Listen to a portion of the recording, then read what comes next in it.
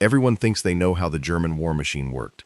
Blitzkrieg, speed, tanks, dive bombers screaming out of the sky, steel and fire moving so fast that defenders couldn't react before they were already surrounded. That's the image. That's the legend. And on the surface, it makes sense, because in 1941, when Germany launched Operation Barbarossa against the Soviet Union, it was the largest military invasion in the history of human warfare. 3 million soldiers, 3,000 tanks, 2,500 aircraft, crossing a front that stretched over 3,000 kilometers from the Baltic Sea to the Black Sea. All of it launched in a single morning on June 22, 1941, and it looked unstoppable. It looked like a machine. Fast, modern, inevitable. But here's what almost nobody talks about. Behind all that steel, behind all those tanks and trucks and half-tracks moving east at terrifying speed, there were horses. Not a few horses. Not reserve horses kept as backup. Hundreds of thousands of horses. Over 600,000 animals committed to the invasion on day one. And by the end of the campaign, that number would climb even higher. More horses than most people can even picture. More horses than had been used in any single military operation in modern history. Horses hauling artillery. Horses pulling supply wagons. Horses carrying officers across terrain that vehicles couldn't navigate. Horses dying by the thousands on roads that weren't roads at all. Just muddy paths cutting through a land so vast it seemed to have no end. This is the story that gets left out. The story that cuts right through the legend of the mechanized Wehrmacht and reveals something far more complicated, far more contradictory, and far more human.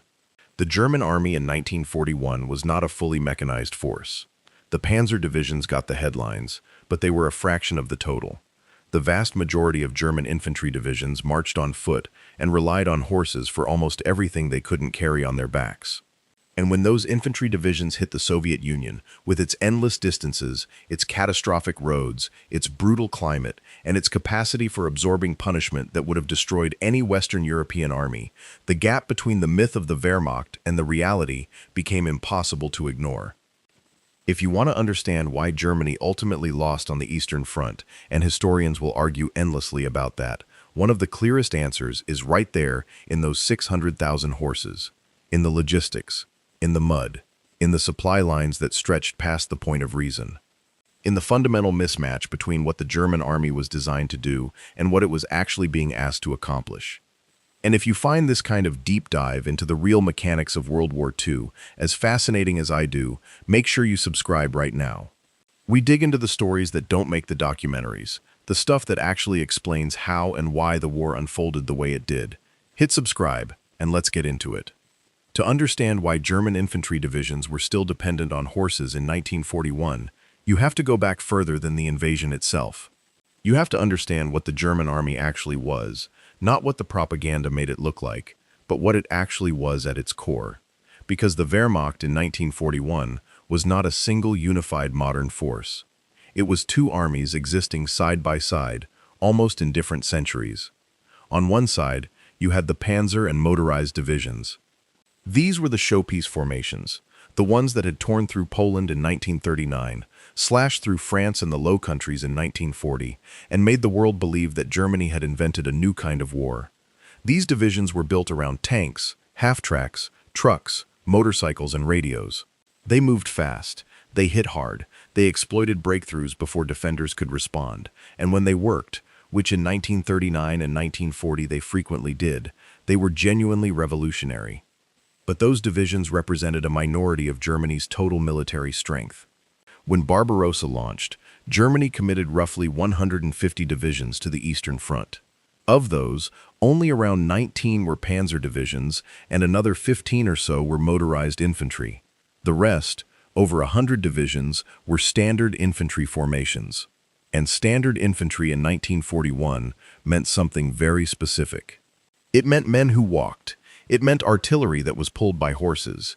It meant supply wagons drawn by horses.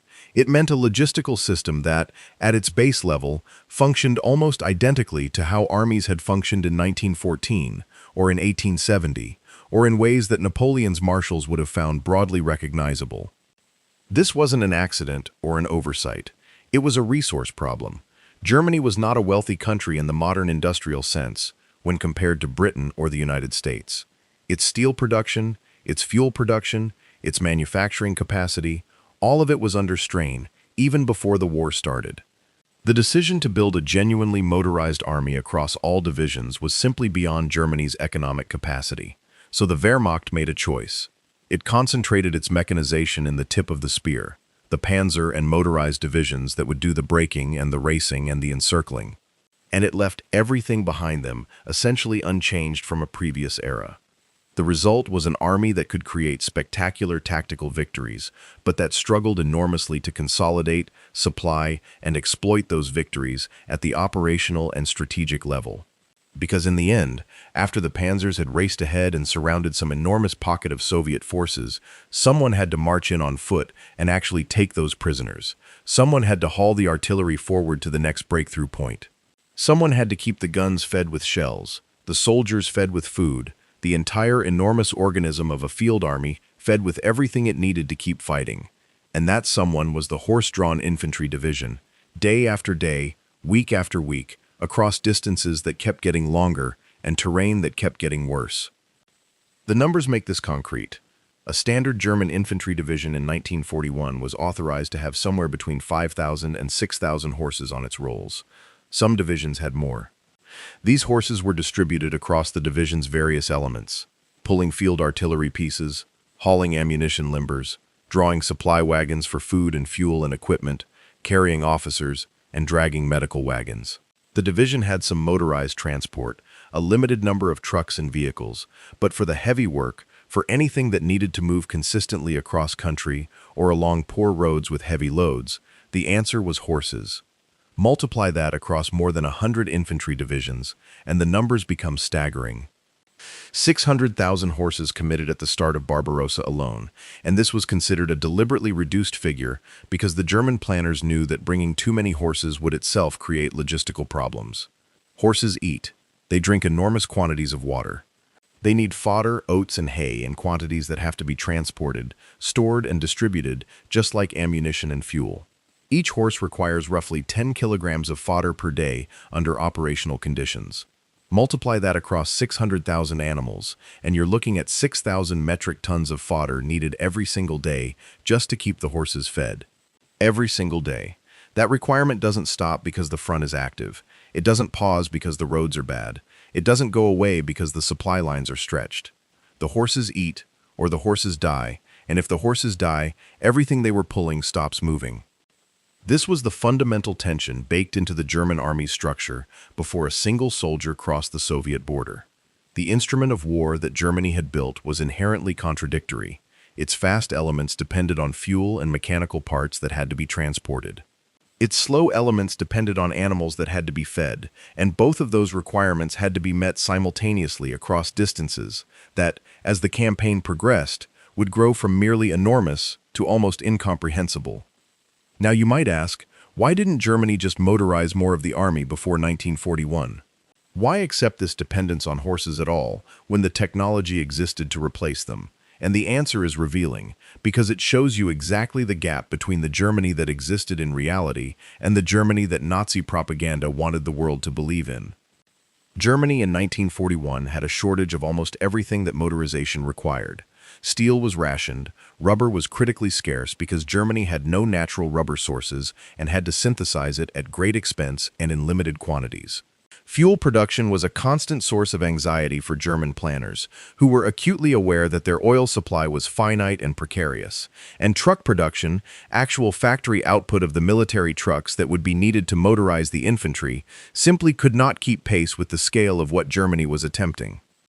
There's a specific figure that illustrates this clearly. In 1941, German industry produced roughly 75,000 trucks for military use. The United States, in the same year before it had even entered the war, produced around 800,000 trucks. Britain produced hundreds of thousands more. The productive capacity that underpinned full motorization was simply not available to Germany. And the decision to pour resources into panzer production, into aircraft, into the weapons that would create the Blitzkrieg myth, meant that the ordinary transportation capacity of the army was never adequately addressed. So the horses stayed, not because German planners were stupid or lazy or trapped in the past. Many of them understood perfectly well that the horse-drawn infantry division was a vulnerability. They stayed because there was no realistic alternative given Germany's economic situation and the speed with which Hitler was pushing for expansion and conquest. The horses were the solution that existed, not the solution anyone would have chosen if they'd had unlimited time and resources. And then Operation Barbarossa began, and every one of those assumptions that had been made about what horses could handle, about what distances were manageable, about how long the campaign would last, every single one of those assumptions ran headlong into Soviet reality. The first thing that struck the German infantry marching east in June of 1941 was the roads, or more precisely, the near-total absence of anything that Western Europeans would have recognized as a road. The Soviet Union in 1941 had a road network that was, by the standards of France or Germany or Belgium, almost non-existent.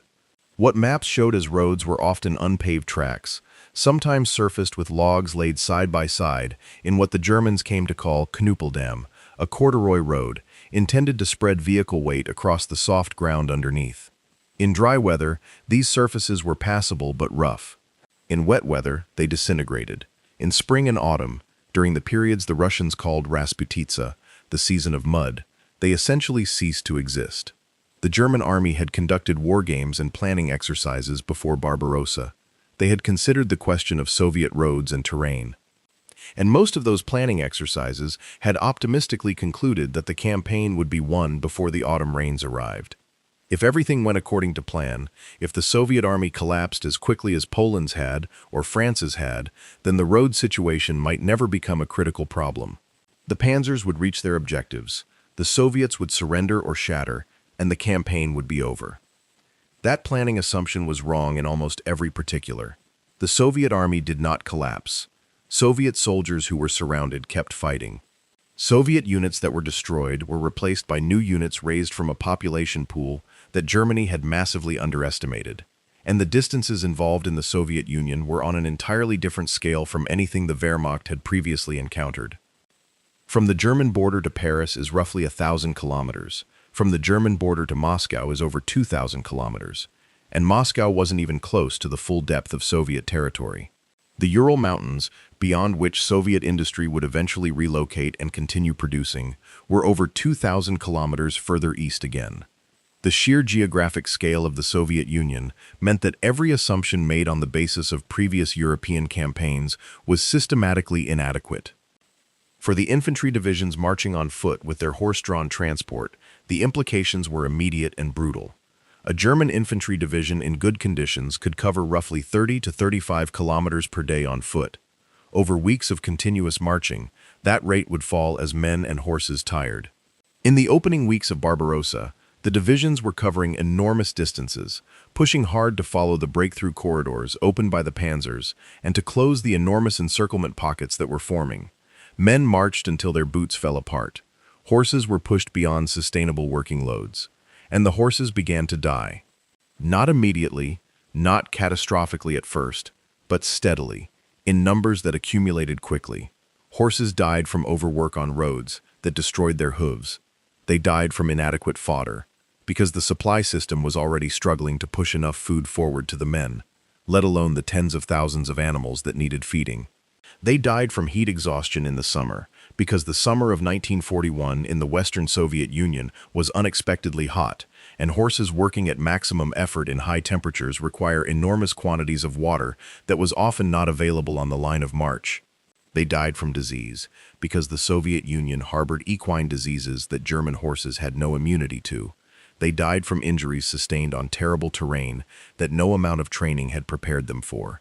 The German army kept records. They had to, because horse losses directly affected combat capability in ways that were immediate and measurable. A battery of field artillery that lost its horse teams couldn't be moved.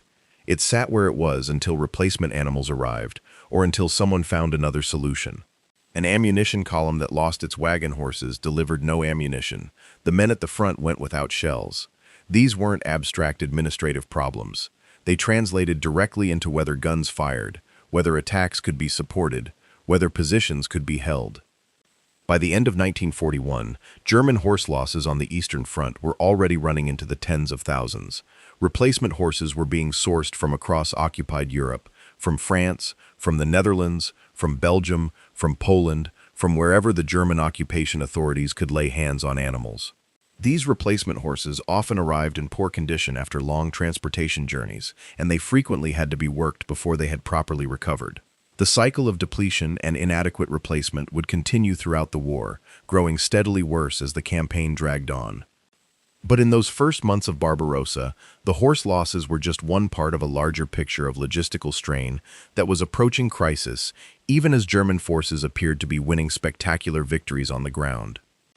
The relationship between the panzer divisions at the front and the infantry divisions trudging behind them created a structural problem that German planners had identified in theory but had never fully solved in practice. The panzers could move at 30, 40, 50 kilometers per day on a good road. The infantry could manage 30 to 35 at best on foot. This gap in speed meant that as the campaign developed, the distance between the fast-moving armored spearheads and the slower infantry formations grew continuously. Sometimes that gap reached 100 kilometers, sometimes more. This created serious tactical problems when the panzers formed an encirclement pocket. The fast-moving forces could close the ring, but they were too thin to hold it securely against Soviet breakout attempts, and they were too few to process the hundreds of thousands of prisoners who ended up inside those pockets. The infantry had to march forward to fill and seal the encirclements, which meant extended forced marches that further degraded the infantry's condition and the horses' health. It also created serious logistical problems. The supply system of the Wehrmacht was built around a series of distribution points, from railheads forward by truck or horse-drawn transport to divisional supply dumps, and from there forward to the units.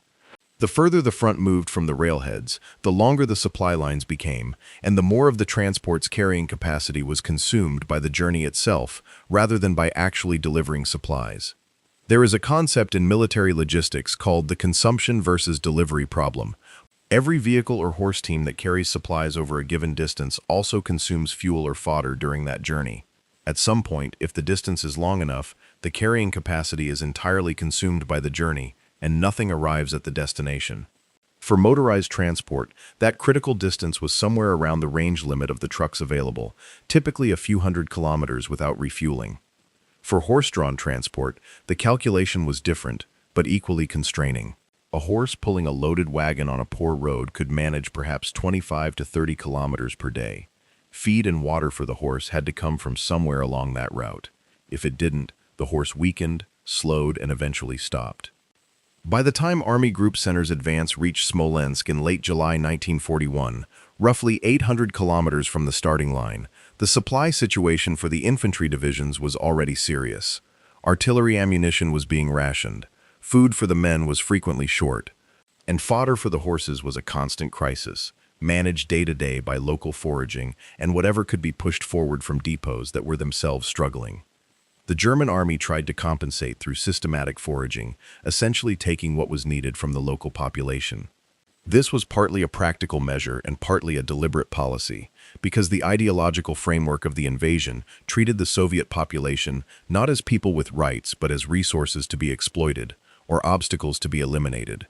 German units were authorized to take grain, hay, and other foodstuffs from villages, from farms, from whatever sources could be found. Horses that couldn't be fed from the supply chain were fed from the land, but foraging had serious limitations. As the campaign advanced eastward, the land through which the army marched had often already been stripped by retreating Soviet forces applying a scorched earth policy.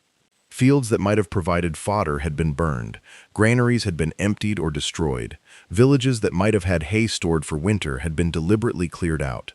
The further east the German forces marched, the less they found and the more dependent they became on a supply system that was increasingly unable to deliver. There is a specific episode that illustrates this entire dynamic with devastating clarity. In September and October of 1941, the German army launched Operation Typhoon, the assault on Moscow. By this point, the supply situation was already critical. The autumn rains had begun, and the Rasputitsa had turned the roads into rivers of mud. Motorized vehicles that had struggled on poor roads in dry conditions now found themselves literally sinking into the earth. Trucks were getting stuck in mud that swallowed them to the axles. Tank engines were clogging with mud and breaking down in numbers that alarmed panzer commanders. And in this situation, the horses were the only things still moving, the very quality that had seemed like a weakness. The slowness, the low-tech nature, the dependence on muscle rather than engine became in the mud of the Rasputitsa the only viable form of traction. Horses could walk through mud that stopped trucks cold. They could pull lighter loads through conditions that immobilized vehicles. The men of the German infantry divisions, marching through mud that sometimes reached their knees, pulled by their horse teams through conditions that a mechanized army literally could not navigate, found themselves in a paradoxical position. They were less advanced than the panzer divisions in every technical sense, and yet they were more capable of actually moving. But this resilience came at a terrible cost. The horses that were pulling through the autumn mud of 1941 were the same horses that had already spent months in hard campaigning. They were thinner than they should have been, less well-fed than the requirements of sustained hard work demanded. They were developing hoof problems from months on terrible roads. Many were carrying injuries that had been treated minimally because veterinary resources were as stretched as everything else. And the mud and cold of the autumn added new stresses to animals already running on depleted reserves. Horse mortality accelerated through the autumn of 1941, and with it, the artillery and supply functions that depended on horses began to degrade in measurable ways. Batteries that should have had 6 horses to pull a gun were making do with 4, sometimes 3, sometimes animals that were clearly not fit for the work, but were all that remained. Wagon trains that should have been delivering supplies at a certain rate were moving slower, carrying lighter loads, breaking down more frequently. And then the winter came. The winter of 1941 to 1942 on the Eastern Front was brutal, in a way that no planning document had adequately anticipated, partly because German planners had assumed, with what in retrospect seems like extraordinary optimism, that the campaign would be over before winter arrived. When it wasn't, when the German army found itself stalled in front of Moscow with temperatures dropping to -30 and -40 degrees Celsius, the horses faced conditions they were utterly unprepared for. Many of the horses that Germany had committed to Barbarossa were from Western Europe. They were breeds selected for pulling heavy loads on roads, for working in climates that were cold but not catastrophically so. They were not Siberian horses. They were not steppe ponies. They were not animals with the genetic adaptations and the acclimatization to extreme cold that would have allowed them to survive a Russian winter in the open. And they died in enormous numbers. Horses in extreme cold need dramatically increased fodder to maintain body temperature. A horse that might eat 10 kilograms of fodder per day in temperate conditions needs 15 or more in severe cold, and the fodder was not there. Supply lines that had been struggling to deliver adequate quantities in autumn were now dealing with frozen roads, blizzards, and temperatures that caused vehicle engines to seize and axle grease to solidify. What little fodder was available was consumed by the journey of delivering it. Horses at the front were starving and freezing simultaneously. The images that survive from the winter of 1941 to 1942 on the Eastern Front include photographs of German soldiers gathered around dead horses, cutting meat from the carcasses to supplement their own rations. This was not an isolated practice. It was widespread enough to appear in multiple sources, official records, soldiers' diaries, and post-war memoirs. Men who had expected to be home by Christmas, who had packed for a summer campaign, were eating horses in snowdrifts outside Moscow. German horse losses in 1941 were catastrophic by any measure. By the spring of 1942, the Wehrmacht had lost somewhere between 170,000 and 200,000 horses on the Eastern Front. Dead from exhaustion, from disease, from starvation, from cold, from enemy action. And those losses had to be replaced somehow, because the horse-drawn infantry divisions could not function without horses. The German occupation authorities across Europe were pressed to deliver replacement animals. France, Poland, the Netherlands, Belgium, Denmark, all of these occupied countries were systematically stripped of horses to feed the Eastern Front's enormous appetite for animal traction. This replacement program never fully closed the gap. Animals that were pulled from farm work in Western Europe, transported across the continent, and committed to Eastern Front service in poor condition, arrived as a fraction of what a properly conditioned working horse represented. The replacement horses were often unfit for military work. They needed months of conditioning that the situation didn't allow. They were worked hard from the moment they arrived, which damaged them quickly. And they weren't trained to artillery work or the specific tasks that military horses needed to perform, which created its own problems with accidents and inefficiencies. Through 1942, 1943, and into 1944, the horse dependency of the German infantry divisions never decreased. It actually increased in some respects, because as the war went on and fuel shortages became more acute, even some of the motorized functions that had been performed by trucks were converted back to horse-drawn transport as fuel could not be reliably supplied. The war that had started with a mechanized image was sliding, at the logistical level, towards something that looked increasingly pre-modern. But to really understand what the horse dependency meant at the level of individual units, you need to get down into the detail. You need to look at what a German infantry division actually looked like as an organization and what horses were actually doing within it. A German infantry division in 1941 was built around 3 infantry regiments, each of 3 battalions, plus a divisional artillery regiment, plus various supporting elements including engineers, signals, reconnaissance, anti-tank, and the logistical tail. The artillery regiment was the element most visibly and most critically dependent on horses. A German infantry division's artillery regiment typically included field howitzers and heavier pieces, organized into battalions and batteries. Moving those guns, which weighed several metric tons each, required horse teams of 6 or more animals per gun. Moving the ammunition for those guns required additional wagon trains, and the artillery regiment of a division required several thousand horses just for its own organic needs. The artillery's horse dependency was not just a transport issue, it was a tactical issue. Field artillery in World War II was expected to be able to displace, to move from one firing position to another in response to changing tactical situations. That displacement required hitching the horses, moving the gun, setting up in the new position. In a fully motorized division, this process could be accomplished quickly with trucks. In a horse-drawn division, it was slower, more labor-intensive, and depended on the availability of horses that were fit to work. If the horses were exhausted or short in number, the guns didn't move quickly. If the guns didn't move quickly, they were more vulnerable to counter-battery fire. The horse dependency translated directly into tactical rigidity. The supply elements of the division were similarly structured around horses. The divisional supply column, responsible for moving food, ammunition, fuel for the division's limited motorized elements, and other consumables from the divisional supply dump forward to the regiments, was organized around horse-drawn wagons. These wagons were a mix of types, some designed for specific loads like ammunition or rations, others more general purpose.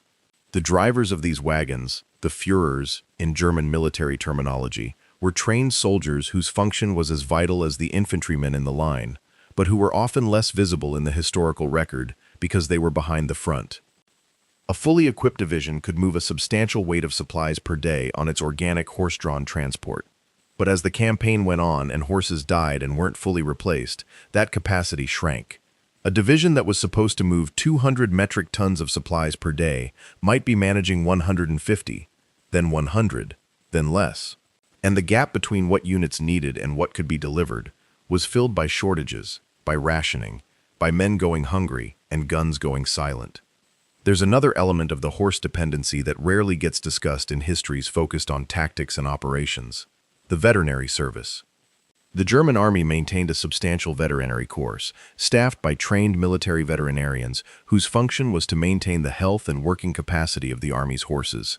In theory, every division had a veterinary company responsible for treating sick and injured horses, maintaining farrier services to keep horses shod, monitoring fodder quality, and managing disease prevention. In practice, the veterinary service in the Eastern Front was chronically overwhelmed. The scale of horse casualties and the conditions under which the animals were working produced a caseload that the available veterinary personnel could not adequately handle. Horses with serious hoof injuries that in peacetime would have received weeks of rest and careful treatment were being patched up and returned to work within days, often worsening the underlying condition and reducing the animal's working life. Disease outbreaks that proper veterinary management might have contained instead spread through horse herds because there were neither the resources nor the personnel to implement effective control measures. The farriery problem alone was significant. A working horse in hard service wears through horseshoes at a rate that requires regular replacement, typically every 4 to 6 weeks under normal working conditions, and faster under harder conditions on rough terrain. Each horse needs 4 shoes. With hundreds of thousands of horses in service, the demand for horseshoes and the farriers capable of fitting them was enormous. Steel for horseshoes competed with steel for tanks and shells and aircraft. Farriers were skilled craftsmen who required training and could not be improvised. Shortages in both the materials and the skilled personnel meant that horses were frequently working without adequate hoof protection, accelerating the hoof damage that was already one of the primary causes of horse losses. These aren't details that appear in histories of dramatic panzer battles or the strategic decisions of army groups, but they're the connective tissue of what the war on the Eastern Front actually was for the majority of the men and animals who fought it. The war at the divisional and regimental level was not a war of tanks and breakthrough operations. It was a war of logistics and maintenance, of keeping guns fed and men marching and horses alive, conducted across distances and through conditions that continuously exceeded what the system had been designed to handle. Now let's talk about what Soviet geography and climate did to those assumptions specifically, and how the horse dependency interacted with the particular features of the Eastern Front that made it unlike any previous theater of German operations. The Soviet Union's road network in 1941 was primitive by Western standards, but that understates the problem. It wasn't just that the roads were unpaved, it was that the density of roads was far lower than in Western Europe, meaning that in many sectors of the front, there were simply no alternative routes when the primary route became impassable. In France, if one road turned to mud, a driver could often find another. In the Soviet Union, there might be only one road for tens of kilometers in any direction, and when that road became impassable, everything stopped. The German army had built its logistical doctrine around the assumption that there would be alternative routes, that flexibility was possible, that if one approach was blocked, another could be found. In the Soviet Union, that assumption repeatedly failed. The horse-drawn supply columns that were the lifeline of the infantry divisions found themselves on roads that were the only roads that could turn from barely passable to completely impassable within hours during rain, that froze into corrugated iron in early winter before snow covered them, and then thawed into bogs in spring. The impact on horse-drawn transport was severe, in a way that motorized transport could partially escape by simply stopping until conditions improved. Horses didn't get to stop. The men at the front needed food and ammunition continuously.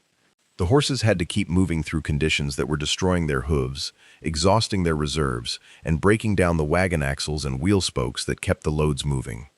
The forests were another factor that shaped horse dependency in specific ways. Much of the Western Soviet Union through which the German advance swept in 1941 was heavily forested, the great forests of Barbarossa and Ukraine and the later Baltic states, broken by swamps and rivers in patterns that channeled movement onto specific routes and made off-road movement by vehicles nearly impossible. Tanks that attempted to move through forest quickly became tangled in undergrowth and bogged down in soft forest floor. Trucks could not penetrate the trees at all, except on established tracks. But horses could. Light horse-drawn carts could navigate forest paths that no motor vehicle could follow. This gave the horse-dependent infantry divisions a genuine tactical advantage in forested terrain that the mechanized divisions couldn't match. And because the Soviet Union included enormous areas of exactly this terrain, the horses weren't just a legacy system being dragged along by organizational inertia.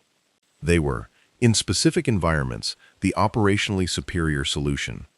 Soviet forces became very aware of this and made extensive use of forest terrain specifically to neutralize German mechanized advantages. Partisan units operating behind German lines almost invariably moved through forests and swamps that vehicles couldn't penetrate, using the same landscape that made German horse-drawn transport viable to make German anti-partisan operations extremely difficult. The horse-mounted or horse-supported partisan could move through terrain that German truck-borne anti-partisan forces could not follow into. This creates a complex picture.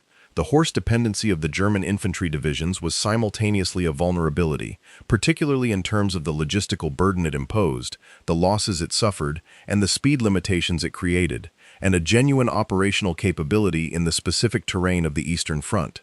You can't simply say the horses were a mistake. In many ways, they were the only thing keeping the infantry divisions functional at all, given the absence of adequate motorization and the nature of the terrain being fought over. The Germans recognized this themselves. There are records from various army group and army headquarters throughout the campaign expressing concern not just about horse losses, but about the impossibility of replacing horses with motor transport given fuel shortages and road conditions.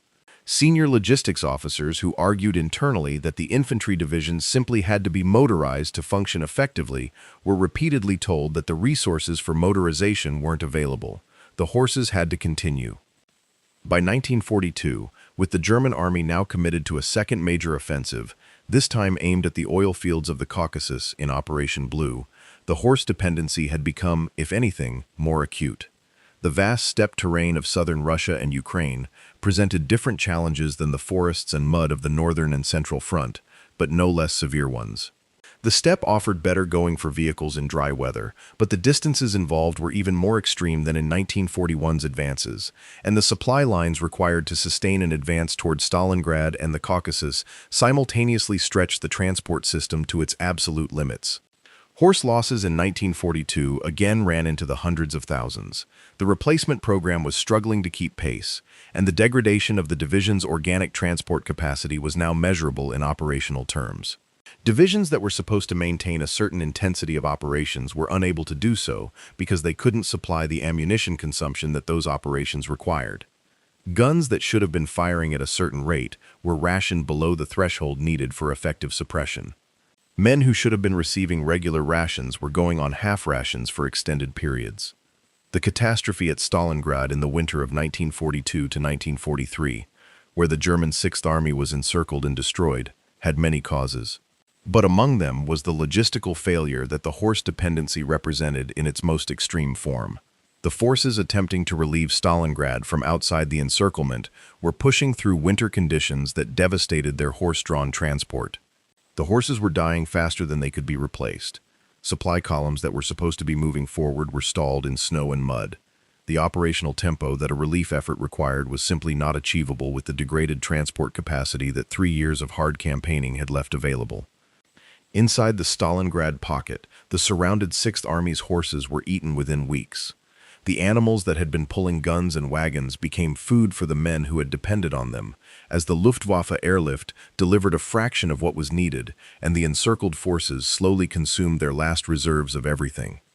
After Stalingrad, the German army was on the strategic defensive for the rest of the war, though it would mount significant local offensives at Kursk in 1943 and in other sectors. And in the defensive battles that characterized 1943, 1944, and 1945, the horse dependency continued to shape operations in fundamental ways. Defensive warfare might seem less demanding in terms of horse-drawn transport because the units aren't advancing and the supply lines aren't constantly lengthening, but the reality was more complicated. Defense required flexibility, the ability to shift reserves quickly to threatened sectors, to move artillery to respond to breakthrough attempts, to maintain supply to formations that were often fighting in difficult terrain where vehicles couldn't easily operate.